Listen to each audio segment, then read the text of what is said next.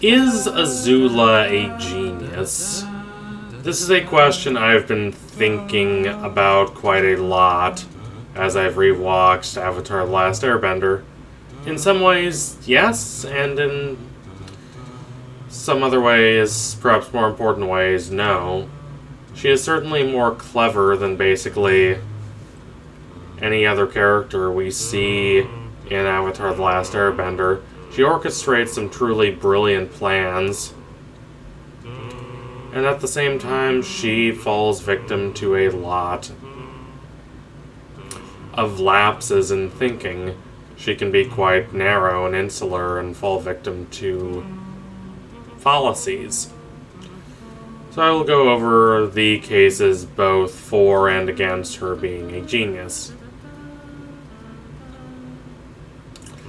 In the obvious for category, she connives some truly brilliant plans, despite her only being a teenager.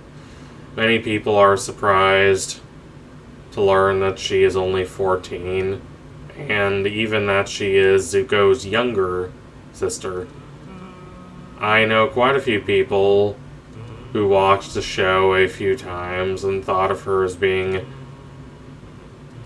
as old or even older than Zuko, which, on one hand, the show demonstrates pretty clearly in flashbacks that she is somewhat younger than Zuko. But on the other hand, she does not act younger. She is a prodigy. I think that's indisputable. She was a brilliant firebender from a young age. She does work hard. She works extremely hard. But a lot of this comes easy to her. She has the natural arrogance of someone to whom things have always come easy. And when that is intermixed with the arrogance of being the favored child of the Fire Lord, arguably the most powerful person in the world, she is often conceited. She has an inflated conception of herself, but she also tries desperately to live up to that conception of herself, creating a lot of really clever and nuanced ploys. And at the same time, she's not dogmatic. Interestingly, in some ways, she is less dogmatic than Zuko. At least while Zuko was hunting the Avatar. For Zuko, the hunt was almost like a prayer. It is this deep devotion that he believes will save him, that he believes is the only thing that will save him or can save him. He is singularly committed to it because for him it is the only way to restore what he truly treasures. His honor, as he conceives it, meaning his status in this society, the positive opinion of his father and his country, and when his father is the leader of that country, those two things are very closely related. Azula, meanwhile, is tasked in Season 2 only with capturing Zuko. When she sees the Avatar, she extends her ambitions to chasing down the Avatar. She is never tasked with taking over Ba Sing Se. That's never even something she initially has in mind.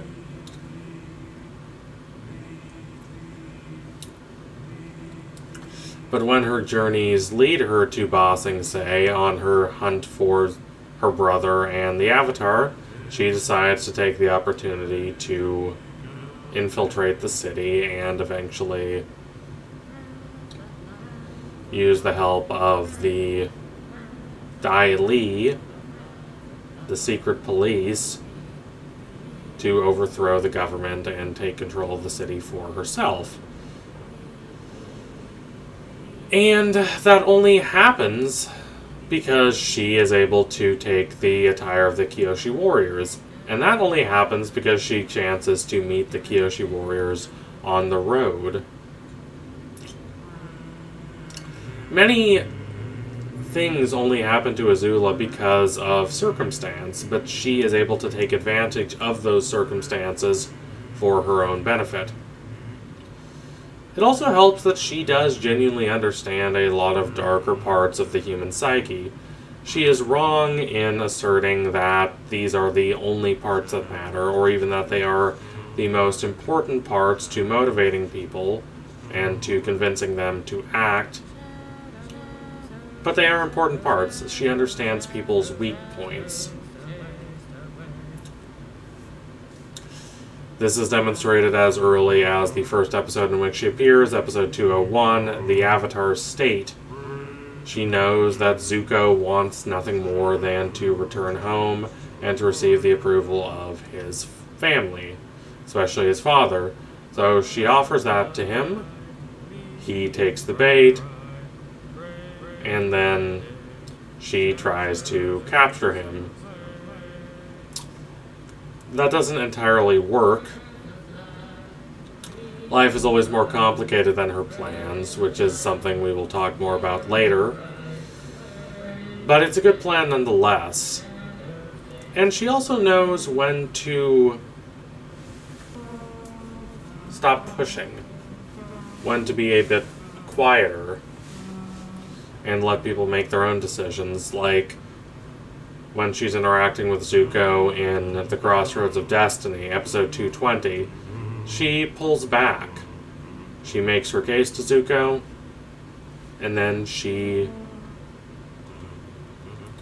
does not force him to join her. She believes that he will make that decision by himself, and that it's a decision he needs to make for himself, and she turns out to be correct. This is one of the more subtle pieces of Azula's maneuvering, but there are other parts, such as when she sees that Sokka is the more reasonable one, keeping everyone from making a mistake when they confront her during the Day of Black Sun, so she appeals to him emotionally regarding his girlfriend, Suki, who she captured and defeated. All these pieces are here for Azula. She just knows how to use them. The pieces fall to her and she takes advantage of them. At the same time, this is also a mark against her in a way, because she depends a lot on luck, and she does not always seem to understand this.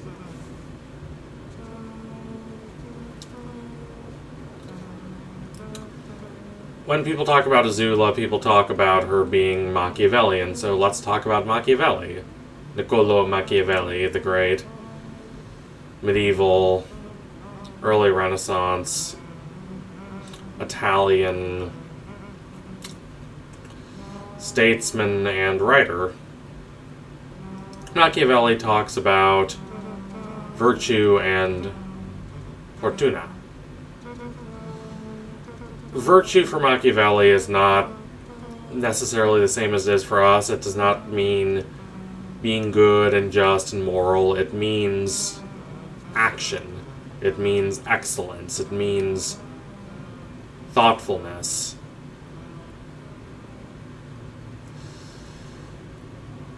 Fortuna is fortune, which meant for Machiavelli much the same as it does for us.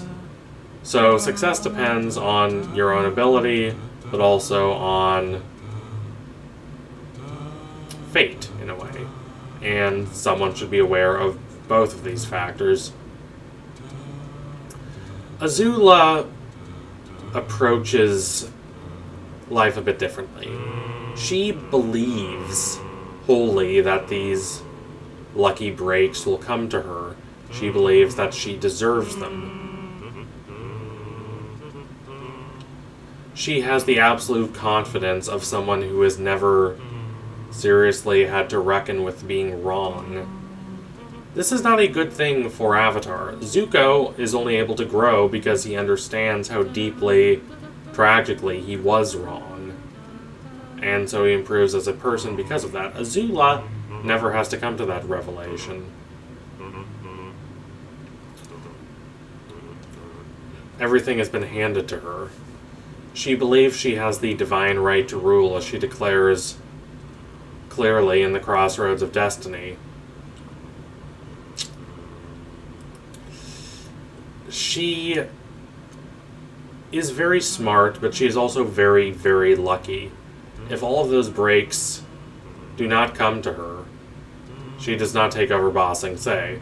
If Zuko doesn't join her, she doesn't win. If she does not get the Dai Li on her side, she does not win. If she does not happen to take the uniforms of the Kyoshi warriors, she does not win.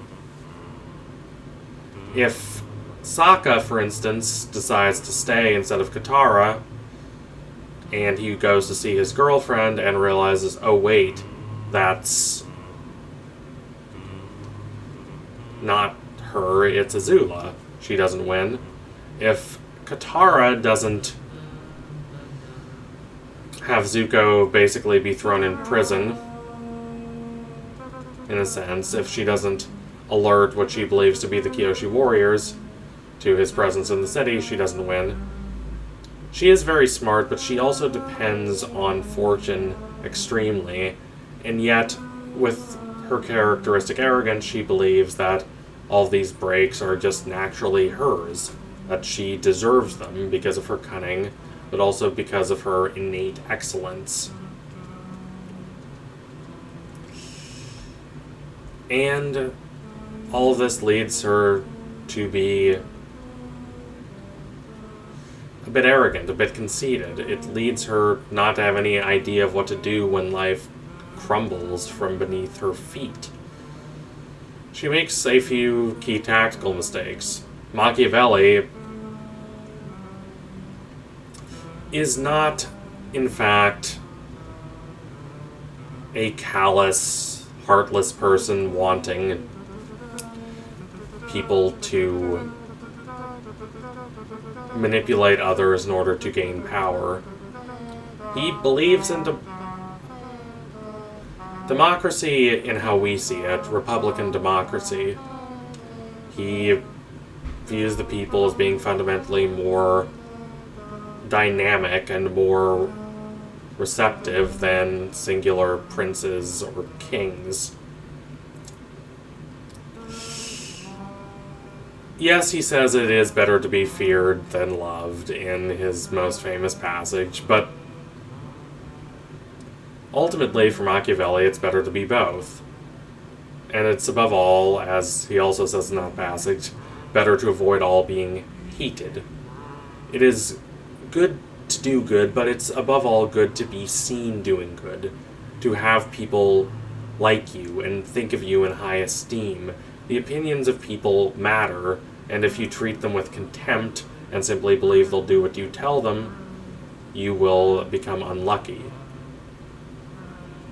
If you trust in mercenaries, as Azula basically does with the Dai Li, you run the risk of them betraying you, and that is exactly what Azula ends up being terrified of.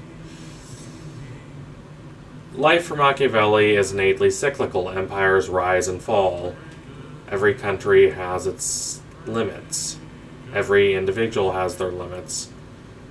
These are the grand wheels of fortune, and they cannot be trifled with. Azula does not wholly understand this, and when life crumbles from beneath her, she does not have any broader moral or philosophical framework for understanding the world. She believes that she is better than everyone else on this deep existential ontological level. When the world does not yield to her, when it does not yield to her skill and her cunning, she does not have any idea how to respond. If she is a genius, she is a very limited one, and one who does not understand herself as well as she thinks she does, and does not understand the course of the world, which is innately unpredictable and strange. Where even the smartest, most cunning individuals can find themselves in extreme peril and misfortune. That is the way of things, and Azula does not always realize that. So thank you all for watching. If you liked what you saw today, don't forget to like, comment, and subscribe. Donate to my Patreon if you can, and you want to see more videos like this before anyone else. Keep watching Avatar. It's a great show, as always. Adios, comrades.